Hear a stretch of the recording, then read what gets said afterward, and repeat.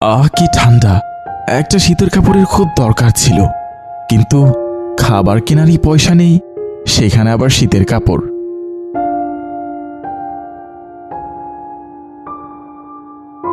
কি রে পোলা, এত রাইতের বেলা পথে পথে হাঁটতাছস কেন?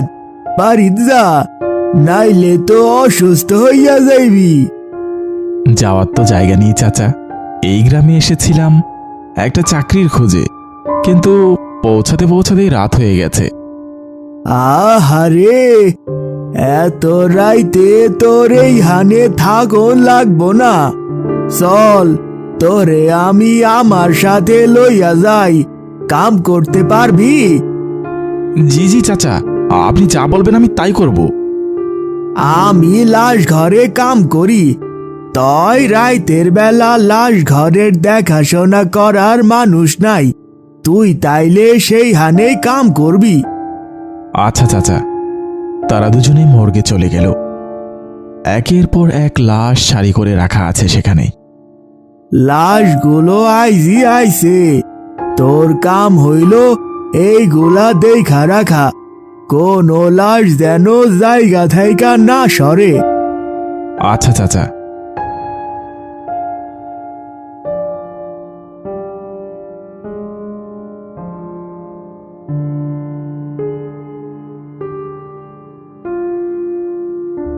রাজু রাতের খাবার খাচ্ছিল, এমন সময় কিছু একটা পড়ার শব্দ পেল।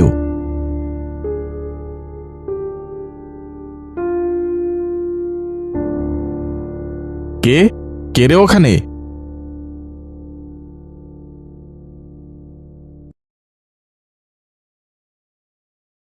রাজু সেখানে যেতেই দেখতে পেল জানালাটি খোলা, পাশেই একটা কাগজ পড়ে আছে।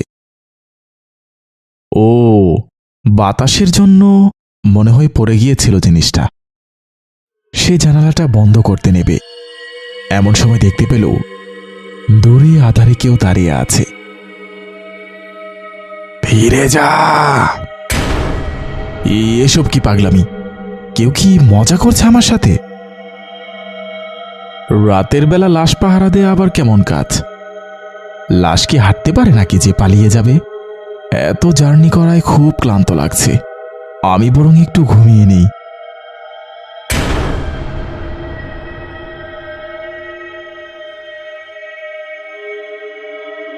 রাইতে কোনো সমস্যা হয় নাই তো? না না চাচা, কোনো অসুবিধা হয় নাই। আইসা, তাইলে তুই এখন যা, পাশের হোটেল থাইকা খাবার খাইয়ায়, আমি এই হানে দেখতাছি। রাজু খাবারের দোকানে চলে গেল। এক প্লেট ভাত দিন তো। আনতাসি। আমি টুম্পা, আপনি কি নতুন আইছেন? জি, ওই যে লাশ ঘরটা আছে না, আমি ওখানে কাজ নিছি, এখন থেকে এখানেই থাকবো। ডর করে না লাশের লগে থাকতে? গরিবের আবার ভয়, খোদার জ্বালাই আমাদের সবচেয়ে বড় ভয়। খাইছস? জি চাচা। চল, লাশ গুলারে অ্যাম্বুলেন্সে উঠাইতে হইব। রাজু কাজে লেগে পড়ল।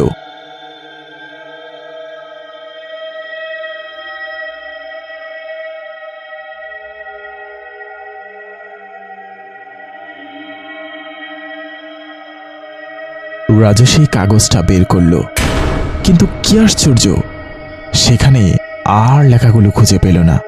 এই যে একটা শুধুমাত্র সাদা কাগজ। ধুর, আমিও ওইসব হাস্যকর কথায় বিশ্বাস করছিলাম। ভূত বলে আবার কিছু হয় নাকি? সবগুলো লাশ ঠিকঠাক আছে কিনা তা দেখে খাতায় এন্ট্রি করে নিল। কাজ শেষে ঘুমিয়ে পড়ল রাজু, কিন্তু রাতে আবার কিছু ভাঙার শব্দে তার ঘুম ভাঙতেই রাজু দেখতে পেল সম্পূর্ণ মর্গটি অন্ধকার। সে লাইট জ্বালানোর চেষ্টা করল, কিন্তু কোনো কাজ হলো না। একটা মোমবাতি জ্বালিয়ে সে অন্ধকারে হাঁটতে লাগলো। কিছু দূর এগোতেই রাজু দেখতে পেল একটা লাশ অন্য একটা লাশকে চিবিয়ে খাচ্ছে। দৃশ্যটা দেখে রাজু থরথর করে কাঁপতে লাগলো। সেই মুখ বুজে দাঁড়িয়ে আছে সেখানে। এমন সময় রক্তাক্ত মুখের সেই লাশটি তাকালো তার দিকে। রাজু ভয় পেয়ে দৌড়াতে লাগলো। পেছনে পেছনে সেই ভয়ঙ্কর লাশটিও দৌড়াতে লাগলো। রাজু দৌড়াতে দৌড়াতে বেরিয়ে আসলো সেই মর্গ থেকে। এমন সময় ঝাঁপিয়ে পড়লো সেই লাশটি তার উপর। এই রাজু, এই রাজু, ওঠ! রাজু চোখ খুলল। সে দেখল সে মর্গের বাইরে বসে আছে। তুই এই হানে কি করতাছিস?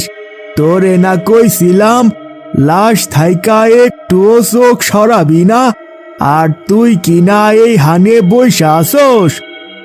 চাচা, কালকে রাতে অনেক একটা খারাপ কাণ্ড ঘটেছে। একটা লাশ উঠে হাঁটছিল, তারপর সেই লাশটা আরেকটা লাশকে খাচ্ছিল। কি কইতাছ সেগুলা? তুই কি রাইতে মালটাল খাইয়া ঘুমাইছিলি নাকি? এই সব কি কস? না না চাচা, আমি সত্যি কথাই বলছি। চুপ কর! কামের ফাঁকি ছাড়া আর কিছুই না এগুলা। তোরা গরিবেরা এমনই, শুধু বাহানা কইরা কামে ফাঁকি দেস। আমি মিথ্যা বলছি না, চলেন আপনি আপনি ভিতরে গিয়ে নিজ চোখেই দেখবেন। তারা একসাথে মর্গের ভেতরে গেল, কিন্তু কোনো কিছুই অস্বাভাবিক মনে হলো না। আরে এখানেই তো রক্ত পড়েছিল। আর ৫৫ নম্বর লাশটা, ওই ৫৫ নম্বর লাশটাই তো আমাকে তাড়া করেছিল। আর গল্প বানাইস না, ভালো কইরা দেখ, একটা লাশ পাওয়া যাইতাছে না। তুই সত্যি কইরা ক, ওই লাশ কই গেছে? বিশ্বাস করেন চাচা, আমি ওই লাশটা কোথাও নেই নাই। ওই ৫৫ নম্বর লাশটা ওই হারিয়ে যাওয়া লাশটাকে খেয়ে নিয়েছে। এবারের জন্য কিছু কইলাম না, লাশটা সম্পর্কে আমি কিছু একটা বানাই নিমুনে। তুই ভালো মতো খেয়াল রাখিস যেন আর কোনো লাশ ওই জায়গা থাইকা না যায়। যে করে পারো আজকে রাতের মধ্যে আমাকে একটা ক্যামেরা জোগাড় করে দেবে।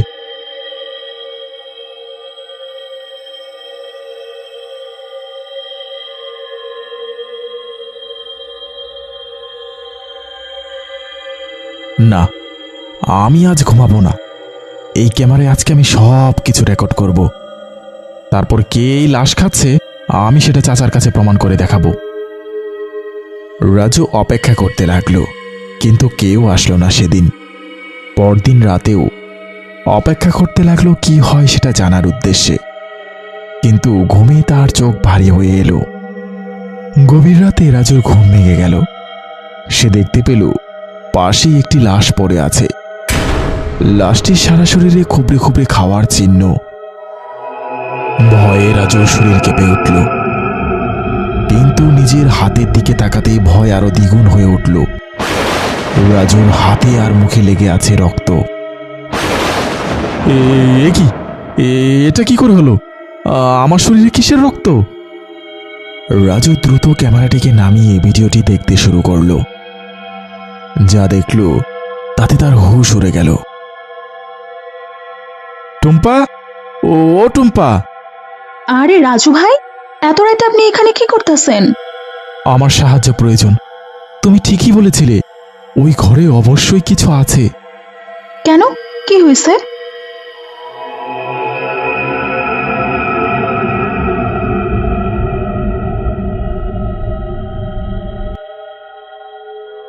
এই ভিডিও যদি কেউ দেখতে পারে তাহলে তো আপনার এই মানুষ পিচাস ভাইবা খুন করব।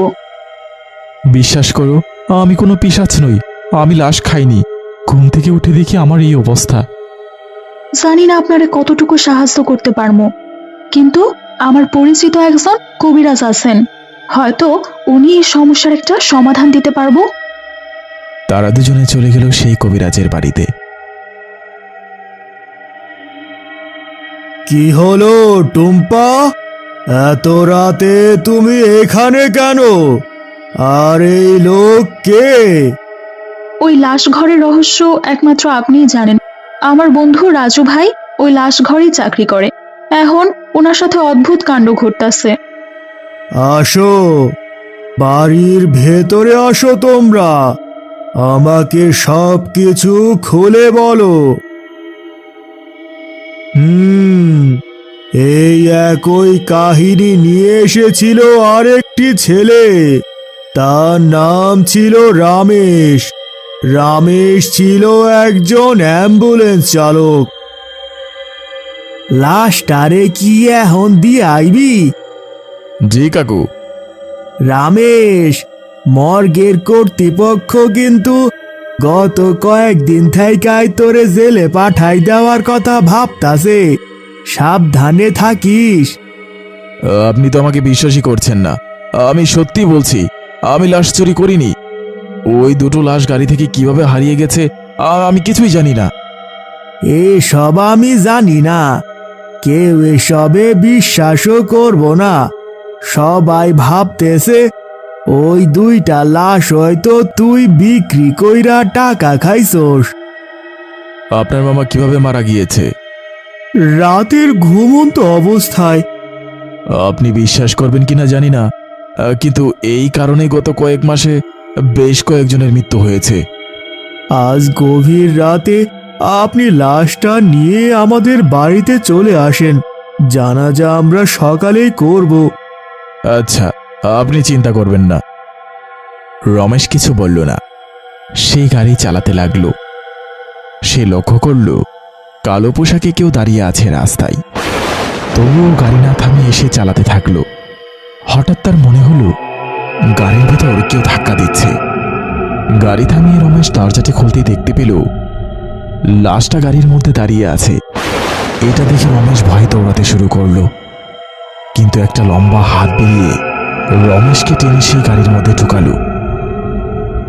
তারপর রমেশকে নরখাদক ভেবে গ্রামের সকলে তাকে ফাঁসি দিয়ে হত্যা করে। কিন্তু রমেশ তার আগে আমার কাছে একবার এসেছিল। সে আমাকে জানিয়েছিল তার অজানায় কেউ একজন তার গাড়িতে প্রায়ই আসে আর ওই লাশ গুম করে নিয়ে যায়। এমনকি একবার রমেশ তোমাদেরই মতো নিজেকে রক্তাক্ত অবস্থায় পেয়েছিল, কিন্তু দুর্ভাগ্যবশত রমেশকে কোনো সাহায্য করতে পারিনি আমি। তাহলে কি আমাকে বাঁচানোর কোনো উপায় নেই? আমাকেও কি রমেশের মতো সবাই মেরে ফেলবে? না, ওইবার আমি কিছু না করতে পারলেও এবার আমি বিনা কারণে আরেকটা প্রাণকে হত্যা হতে দেব না। আপনার কাছ থেকে কোনো পথ আছে? হ্যাঁ, তবে কতটা কাজ করবে আমি ঠিক জানি না। তাহলে লাশখাদকটাকে সে কেন এমন করছে? এগুলো সবই এক পিচাসের কর্মকাণ্ড। কিন্তু এই পিচাস নিজ দেহের ব্যবহার করে লাশ খেতে পারে না, তাই অন্যান্য লাশ অথবা কোনো মানুষের দেহে ভর করে সে মৃতদের খায়। এভাবেই নিজের প্রয়োজনে ওই পিচাস তোমার ও রমেশের দেহে ভর করেছিল। প্রথম দিকে মানুষের মৃত্যুর সংখ্যা কম ছিল বিধায় সে এই গ্রামের মানুষদের ঘুমন্ত অবস্থায় হত্যা করত। কিন্তু রমেশের মৃত্যুর পর থেকে আমি এই গ্রামকে সেই পিচাস থেকে সুরক্ষা করতে এক তাবিজ ব্যবহার করেছিলাম। তাই গ্রামের মানুষ রক্ষা পেলেও ওই মর্গ রক্ষা পায়নি পিচাসের অত্যাচার থেকে। সেই মর্গে বিভিন্ন মৃত মানুষের দেহ আনা হয় বলে সে তার শক্তি ব্যবহার করে জায়গাটাকে নিজ কবলে নিয়ে এসেছে। তাই আমি চাইলেও আমার তাবিজ সেখানে ব্যবহার করতে পারছি না। তাহলে উপায়? এই বাড়ি ছেড়ে আমি বের হতে পারবো না, কারণ আমার ওপর ওই পিচাস অনেক বড় অভিশাপ দিয়ে রেখেছে। আমি বের হলেই সে আমাকে মেরে ফেলবে। এখন তোমাদের একজনের দেহে যদি ওই পিচাসকে বন্দি করা যায় তবেই আমি কোনো উপায় খুঁজে পাবো। তাহলে আমার মধ্যে করুন। কিন্তু তোমার মতো মানুষকে টুম্পা সামলাতে পারবে? সে কি একটা পিচাস ভর করা মানুষকে আটকে রাখতে পারবে যতক্ষণ না আমি এসে পৌঁছাই? তাহলে আমার দেহে ভর করানো হোক সেই পিশাচকে। আপনি উপায় বলুন কবিরাজ। তার মানে রামেশ সত্যি নির্দোষ ছিল? জি কাকা, আপনি যদি অনুমতি দেন তাহলে আমরা একটা কিছু করতে পারি। অবশ্যই রাজু, তোমাদের যত সাহায্য লাগে আমারে কইও। সেই পিশাচটিকে বন্দি করার জন্য মর্গে সকল প্রস্তুতি সারা হলো। টুম্পার হাত পা বেঁধে দেওয়া হয়েছে যেন সে কারো ক্ষতি না করতে পারে। এরপর বৃদ্ধ লোকটি মর্গের লাইটটা বন্ধ করে দিলেন। রাজু মনে মনে কবিরাজের শিখিয়ে দেওয়া কিছু শব্দ পড়তে লাগলেন। হঠাৎ সেই রুমটায় বাতাস শুরু হলো। মর্গের লাইটগুলো একা একাই অন অফ হতে থাকলো। এরপর টুম্পা বলতে শুরু করলো, কি চাস তুই? কি চাস? তুই এতদিন যে অপরাধগুলো করেছিলিস আমরা তার শাস্তি দিতে চাই। আমাকে আমাকে তোরা শাস্তি দিবি? সেটা তো দেখাই যাবে। আগের বার রক্ষা পেয়ে গেছিলি তুই, কিন্তু এইবার তোর কোনো ছাড় নেই। তুই তুই এখানে কি করছিস? তুই এখানে কেন? এবার আর কোথাও পালাতে পারবি না তুই।